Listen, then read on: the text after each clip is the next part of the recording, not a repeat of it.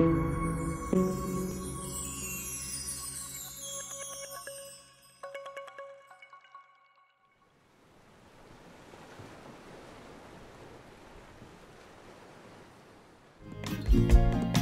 I think back on all the fears when I was pregnant,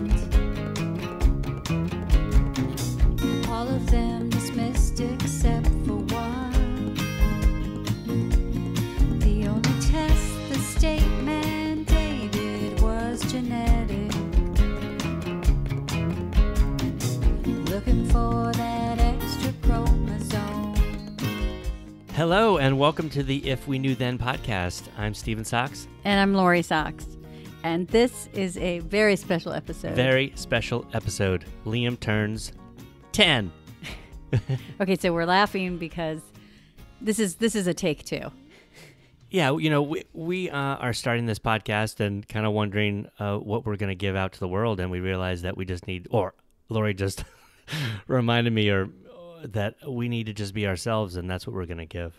As funny as it is, and the truth is there are no mistakes, because I feel like what we just did, we recorded our intro, and then About Steven 15 stopped it. seconds. Yeah, and then Steven stopped it, and he was like, "What was that?" And I explained that the whole very special episode reminded me of tonight on NCIS. It's a very special episode. And it made me laugh. And he was like, "Well, you can't tell a joke that I don't get." And I was like, that is who we are.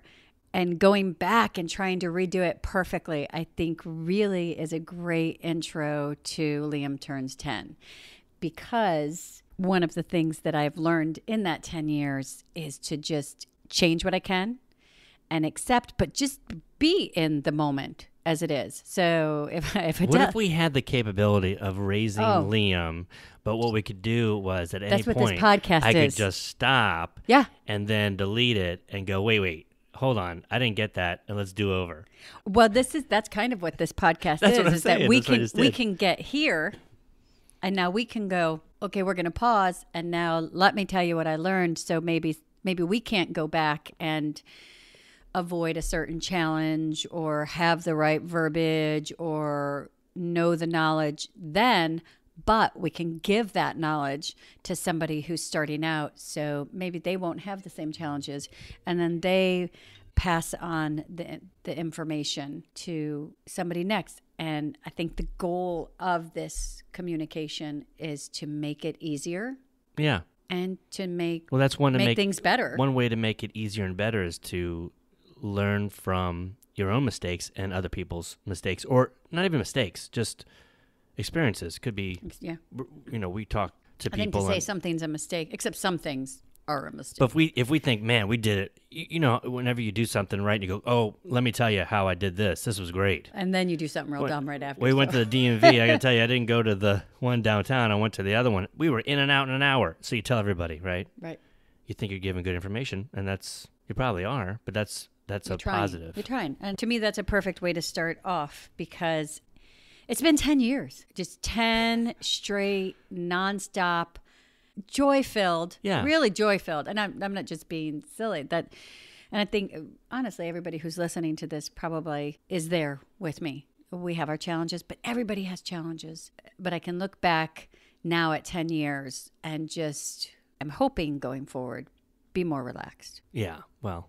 And this came up because the other morning I woke up at a time that long ago I would have maybe been coming home, and I couldn't go back to sleep. And so when that happens, I get things done. I do my emails, I all the paperwork and all that fun stuff that I can't get to during the day, or that I can get to, but it's like a give and take.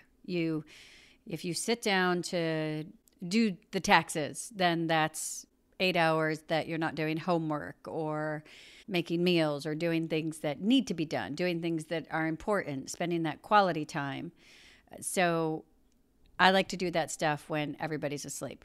And on this occasion, since it was Liam's birthday approaching, I decided to write after I got done with all my emails. This is like 3 in the morning. It was 3 in the morning. Okay. And after I got done with all the emails to Liam's IEP team, which we communicate on a weekly basis. And I have to say, just a little side note, that's been going really well this year.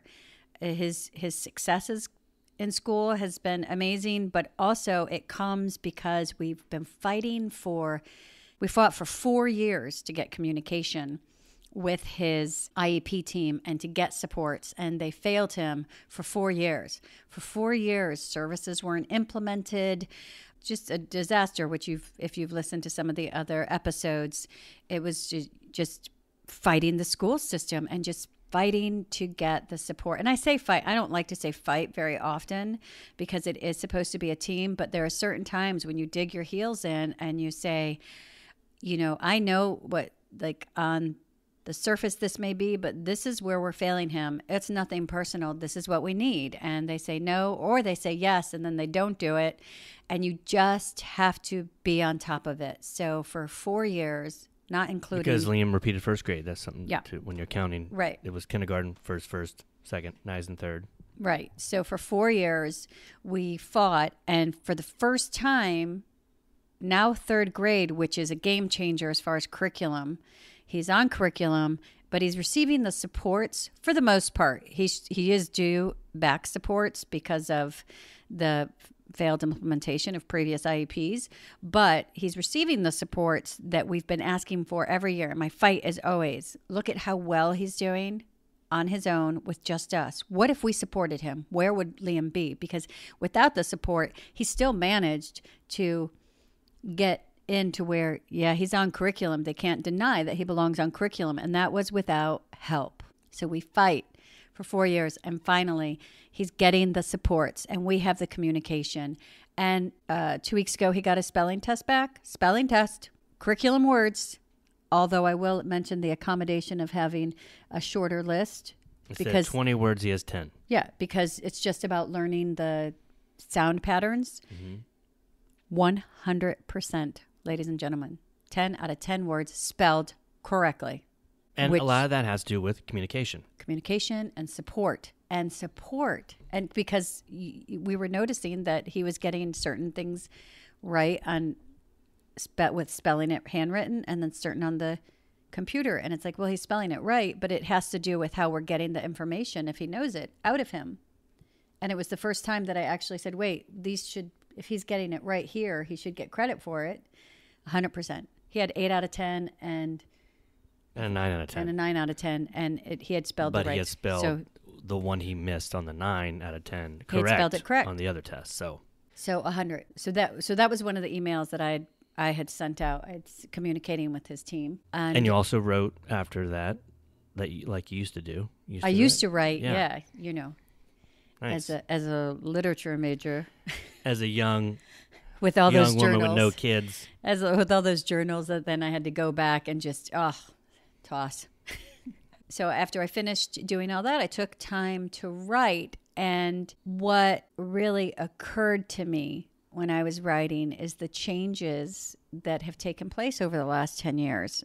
Just even the fact that I was writing, and it seems like lately whenever I write or I think, gosh, I haven't written in a while. And then I got to the point the other day where I said, this is my new me time. There's no more saying, I haven't written in a while. That's just my me time. This is the new schedule. This is the new time to do it. This is what we have now. So, hey, let's just get over. I don't write as much anymore and enjoy when I do. And this is all something that could resonate very easily with any parent. But I think we can focus on parents with children with disabilities that maybe there is more time required. And I will say that there is some more time required, but also just the pressure of if you did take a moment to relax, somehow there's this pressure.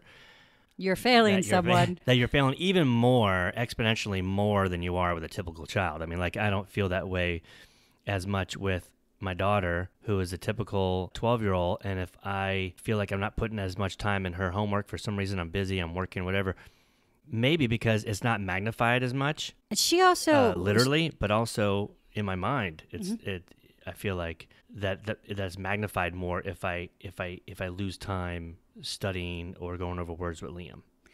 Well, I think honestly, because, and this is one of the fights that I always have in Liam's IEP. We used to fight a lot But I think because you said I don't always like to use the because word I'm talking fight, about the IEP. but we do. You do have to. There's a. I didn't want to. No, it's because relinquish that we don't fight. Right. No, we fight. No, well, I'm talking about the IEP, and I do. Up until this point, every IEP has been a fight. When you have to pay a lawyer to sit by your side to make sure that your son's civil rights aren't violated, that's a fight. But that's a fight worth having. And, I choose my battles. But I think, and what you're saying about with Sophia, how you can say, you know what, this is what I need to do right now. And so if I don't put the time in on the math, you know what, tomorrow night you're going to get the time on the math, or next week. Or if she fails the test, then we put the work in and we know where we have to work. Liam does not if we want to keep him on curriculum, not if we want to keep him on track for any kind of diploma or getting the supports he needs. He does not at this point get those same rights to fail. And that is one of my other arguments in his IEP, is that why does he have to get 100%? He has to do well, because when I magnify the work that he does in the IEP, because they'll go, no, he's not reaching the goal as far as curriculum goes. This last IEP, I pulled out his homework and I said, okay, so you're saying he doesn't get he's failing composition, but he's actually got a 45%. So he's not failing as in I don't know anything. He's 45. Well, there's a 60. Well, there's a 50. So he's not getting it. He's at the point, he's at the precipice of getting it. So what do we need to do to support so he does get it? But I have to, the amount of work that I have to do in order to get there, and I have to get there. I have to look at everything. I have to break down the grades, and I have to prove to them that I could probably pull 5 kids out of his class that are at the same place, but they're neurotypical. So they're not at risk of losing their placement in the classroom or being pulled off curriculum or any of the things that Liam is at risk for behaving or learning at the same rate. Sophia, she could get an F on a test because she didn't get to study, and she can still pull that grade up to an A. She's not going to get pulled out of. Also, she could fail a few tests, and then, at the end of the day, they're still going to pass her to the next level, the next grade level, completely on track for diploma or track to graduate from middle school, wherever she's at. Liam, he doesn't get that. Will be told, well, listen, he's just not with the kids, so let's have this alternate curriculum. Let's put him in maybe a special day class. Let's move him to these out of the classroom. A lot of different options that could happen to him that wouldn't happen to a typical child. So I think that's why you feel what you feel, because the stakes are higher. Yeah, the stakes are higher. With Liam, if you don't sit, a bit. if you miss, because now he. Oh, by the way, that 100%, it was not with extra time to study. It was with the class, with the same 4 days. He had the spelling words for 4 days or 5 days, and he still got 100%. But with Liam, if you say, "Oh, I missed spelling words tonight," now he's down to 3 days to get the same amount of words. And if he fails, then you look at yourself and you go, that's because I didn't do the work. Yeah. And I feel it like this wasn't always his strength.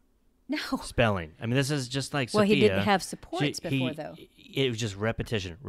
We realized that you just do it over and over. And when you think about, you're in this world of almost learning can be in slow motion, but the world time still revolves the same. Mm-hmm. So you really are like on you have to be on the mark. You're like, the pressure's there because the world's moving the same pace. You still have, like you said, the 5 days for the words, or a test is coming up and something else in 2 weeks. Liam needs that repetition. He needs that extra time to get things sometimes. And that's where Sophia could cram. Liam's not cramming. No, Liam won't cram. But I will say it's also, Liam never had support before. Liam never had the communication before. Liam had they didn't put and here's another thing about knowing, to be able to know what you need to do is, we didn't know to ask for a shorter spelling list. That's something they should have offered years ago. How did we figure that out?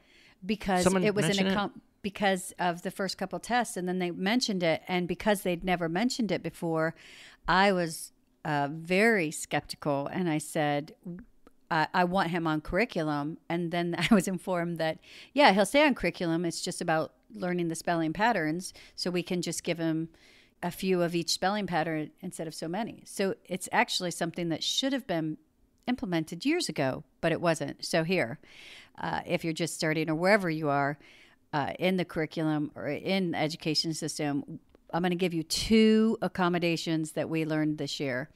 The shorter spelling list, the shorter list of words, fewer problems in math, even though he still does all the math problems. Yeah, but like homework math could be, hey, let's just do 5 out of the 10 problems. Right. I mean, it's all the same: addition, subtraction, multiplication. And here is a golden egg that I got, and it was handed to me this year that nobody offered up at the IEP nor in his resources.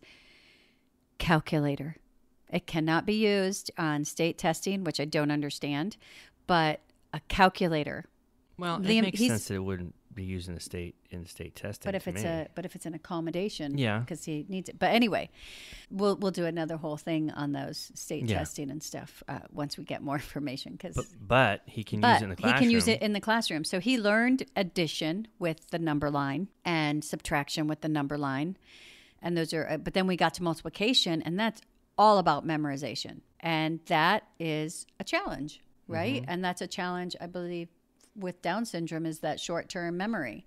So I saw somebody's child doing algebra online, and I messaged that mother, which I never do. I don't do that to strangers, but I said, listen, you have to tell me, how did you get past multiplication? Because that is multiplication and division. How did you do that? And she said calculator, and I heard voices. Yeah, because it's just memorization. Right. As long as he knows and understands the concept. To understand. There's a concept of, you have 4 parts of 4, and to show that however you're going to show it. 4 quarters, and you divide it, and you have That's 4 division. sets of 4 quarters, and you add them all up. You can do that. But it's the concept, and then you just memorize your times tables. And this allows him to get past that, to get on to the next where he can. thing. It gives him the ability to now apply those instead of having to learn them and apply. Now we just apply those, and to be honest, who doesn't have a calculator in their phone and everybody using does. a calculator for and everything? Everybody does. And even what was great for me is, as for his birthday, Liam, he wanted his sister's 2 best friends to come over. That's who he wanted to come over to eat cake. But he wanted to go to Disneyland and go to a hotel. So that's what we're doing. But he also wanted not like a big party, but to have his sister's 2 best friends, who he adores, come over for cake and to do math. He did. Because we were doing homework, and then he said, okay, listen, we'll have cake, and then Caroline and Sarah. And then Caroline and Sarah can come over, and we'll have help me with some math time. And he was excited. Like, this is the best themed party ever. Yeah. So we had 3 little middle schoolers hiring Iron Man teaching. Let's do division. But what struck me is those girls are in 7th grade, and they were having trouble. Yeah, they argued a little bit about some of math. because it was what it was supposed to be. Yeah, because it was a word problem. Right, and they're in 7th grade. And they're figuring it out. While they were figuring it out, 3 of them kind of bounced off each other. No, you do it like this. Oh wait, it means that. But they're allowed to do that. Yeah, they're allowed to know, and I think that's the biggest thing. Is that going back to what you initially said, was that pressure of finding time for me is probably one of the most selfish and hard things to carve out, because the stakes are so high if I give away any of the moments that we know have been, put aside for we come home, we decompress for 30 minutes, and then it's pretty much homework and dinner till the end of the day. Yeah. And if we compromise those minutes, it's this. The day's short when you're trying to get to bed by 8. It's very short. And Liam does about 2 to 3 hours of homework. Yeah, I mean, school's done 2:30ish or whatever, a little before 2:23. Pick Sophia up at 3. Get home. It's a little after 3. About 4, we start homework. You kind of decompress for 45 minutes, and then homework, and then dinner's all at 6. All of a sudden, it's dinner. And dinner takes a body to make. That's not a body that's sitting next to him, so that can be an issue when one of us is working or that's hard. Yeah, definitely.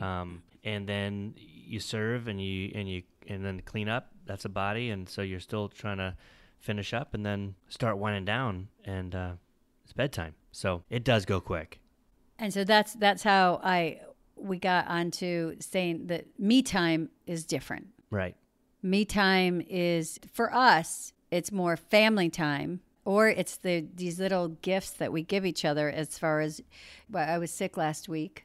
You sleep and get better, and I'll do this. But knowing that when your partner is making that sacrifice, I'm fully cognizant of how much more of a load like you're pulling as far as to try to get everything done. I think as a partner, I should tell you and live on a podcast that I'll agree to do it too, and hopefully you will. But if I was sick or hurt my back or whatever reason, and you say, hey, rest, because this is what's going to be best. You rest now, and then you become 100%, and we're back to two people, to fully allow you to do it too. Like for me to actually rest is not easy, and that's not easy for you as well.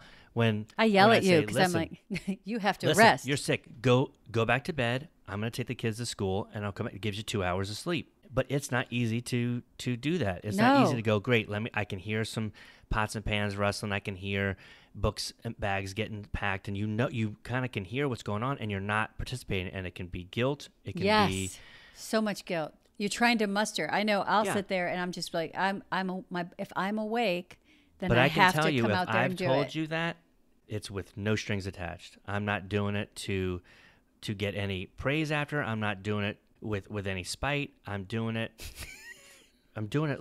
legitimately. Why? Are you doing it when you do it? It's just spite? Like, I'm trying to throw it out there to know because these are things I think of if I was laying down in bed and you were doing it. I'm guilty. I feel guilty. Yeah. I'm like, I wish I would I'll do one thing. Yeah. I'll get up, do one thing. No, and then you yell at me and go, get back to bed. Because I'm mad because look, I'm letting you sleep. Please sleep. Get better. Don't make me now have to do everything, and plus now I'm taking care of you. Yeah. I've told you to go to just make yourself better, right? Right. But I think we both and I think it's so funny because being sick, just for the record, is not me time. No, being sick is not me time. Again, this is how our facilities have changed. But I think it becomes where taking care of yourself in any way becomes me time. It's totally me time. So if you're sick and you're just, but I'll walk around with a brace on my knee and hobbling to the class to do drop instead of rest your knee, push it, so it's better. Yeah, whatever you did, do it. Yeah. I don't know if everybody does that or if you have to do it. That's just how I'm programmed. That's just what I do, and it's in no way right. Not everyone does it. There's a whole spectrum of how couples work. Right. I mean, obviously, there's people listening to this podcast that are not a couple, and they're dealing with life, more on their own. Shout out to single parents. Totally. I have to tell you, as a couple, you know how couples run differently financially, sharing chores, doing. I mean, it can be totally one-sided sometimes, either way, or it could be as evenly divided as you can. I think that's kind of a judgment to say it's one-sided. I think it can be differently sided. I think things can be split up differently. But we're talking about in home. No, we're talking about in home work on kids' homework. But doing when lunches, one of us is, the same note, when one of us is working, what we just talked about isn't ever an option. Right. That's not an option when one of us is working. When one of us is working, the other one does have to muster it to get out of bed. They do have to do everything. You have to do when it, one's and you working, feel it. It's you harder feel the on the impact. one working because as soon as they're back, they're working. They're working. Yeah. As soon as they're back from their job, they're working in the house. It's not like, whoa, I know you worked. Gone are the days when Dad comes home and sits down in his recliner with the whiskey. You're back. You just got to be back on because you're on all day. But I think that's part of doing grown up stuff. That's being grown ups. So back to Liam being 10. What I thought about was, and this is encompassing everything, I think I finally just accepted this is just it. It's not different or anything. This is just it. And to instead say, you know what? I do have this little bit of window of time. I am going to just, you know what I'm going to do? I'm going to make the choice to sit and write.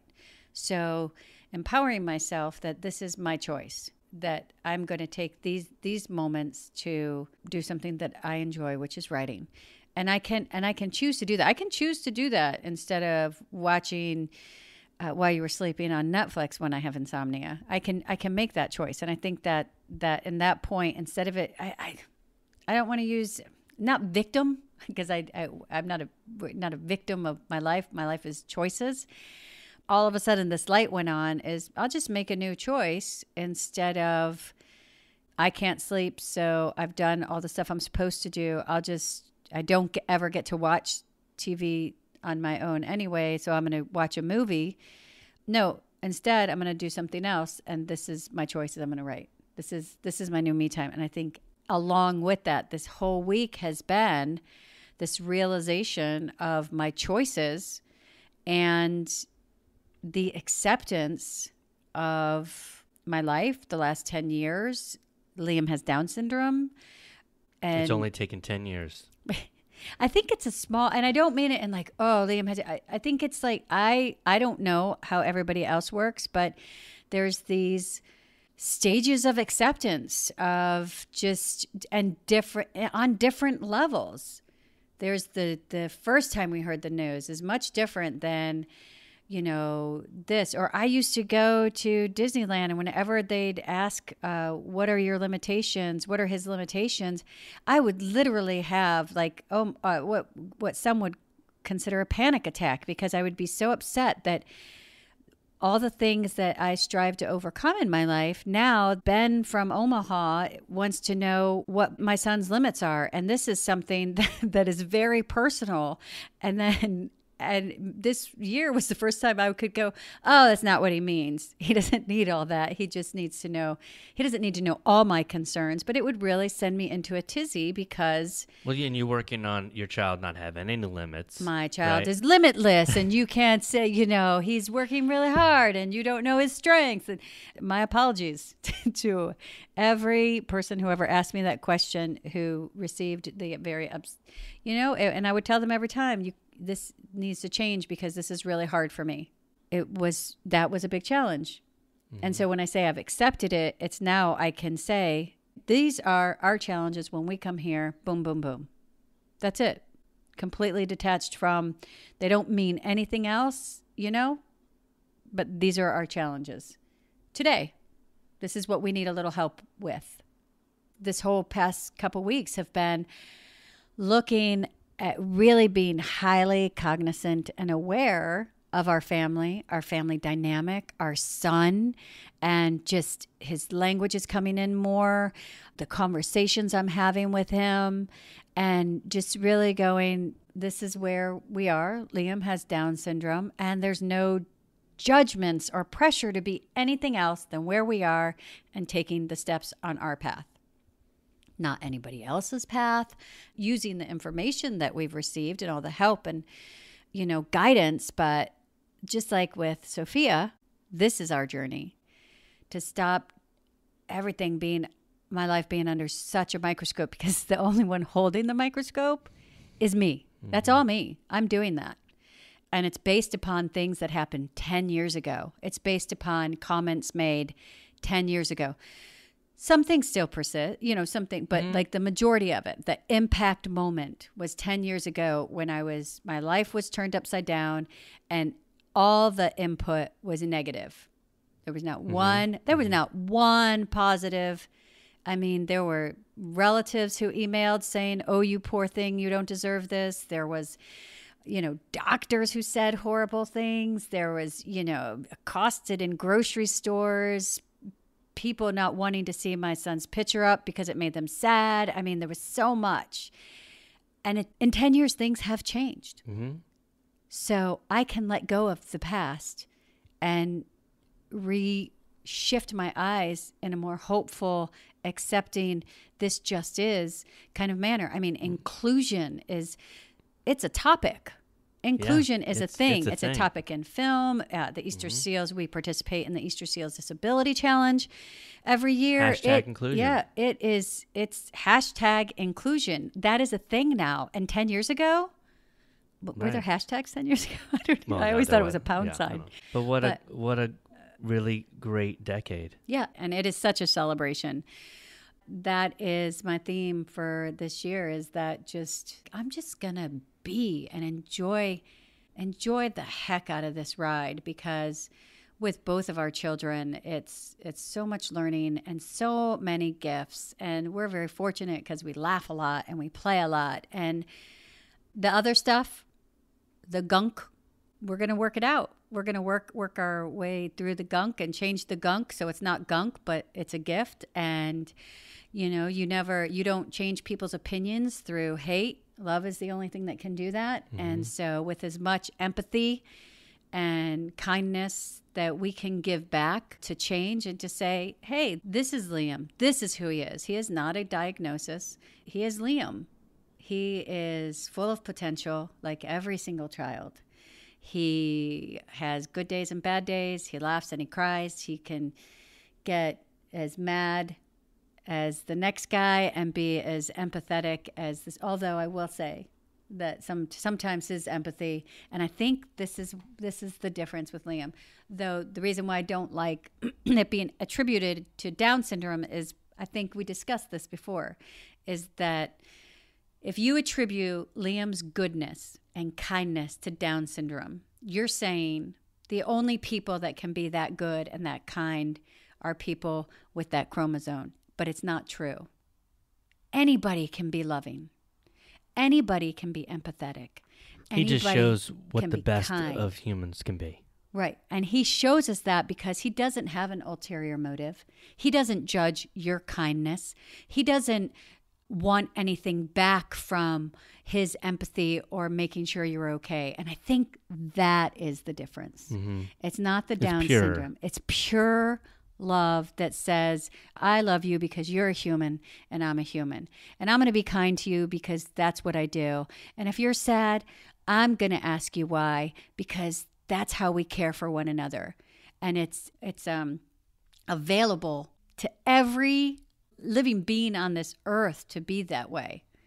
And to say that only people with Down syndrome can do it is to limit the rest of us, because mm-hmm. we can all give that kind of love. Mm-hmm. And I think the reason that it is true when it comes to Liam is because those are the reasons that it's true, is because it is pure mm-hmm. and it does come from the best. Yeah, I don't think we've said that before. We've you and I about it. have yeah. talked about it before, because it's hard to pinpoint, because at some point when people are saying, oh, your child's an angel, or, oh, he gives the best hugs all the time, I'll be honest, I'm not always happy to hear that. And I'll tell you, sometimes I'll be like, it's funny because that used to offend me, but I'm getting to, he gives pretty darn good hugs. And then one day I realized it's because he doesn't come from a place of, I want something back from you. He doesn't come from a place of superiority or mm-hmm. judgment or any kind of anything. He just comes from a place of, there's my friend and they need a hug. I'm going to hug you. And when I see my friends, I try to do that more, because it's like, there's my friend. I love you. I don't know when I get to see you again. Mm-hmm. And every moment is precious. And I think that if I can take that and put it more into my day. Yeah. And we all can. If you think my child's an angel, just know you have that same ability. We all have that same ability to love one another in that same way. And so it's been a really good 10 years to get to. It has been. And maybe to get there.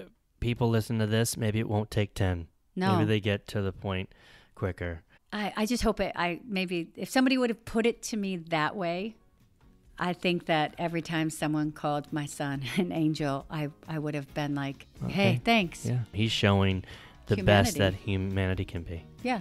And that really doesn't have anything to do with Down syndrome. That has to do with humanity. Mm-hmm. So with that in mind, I'm going to try to dig deeper to be better.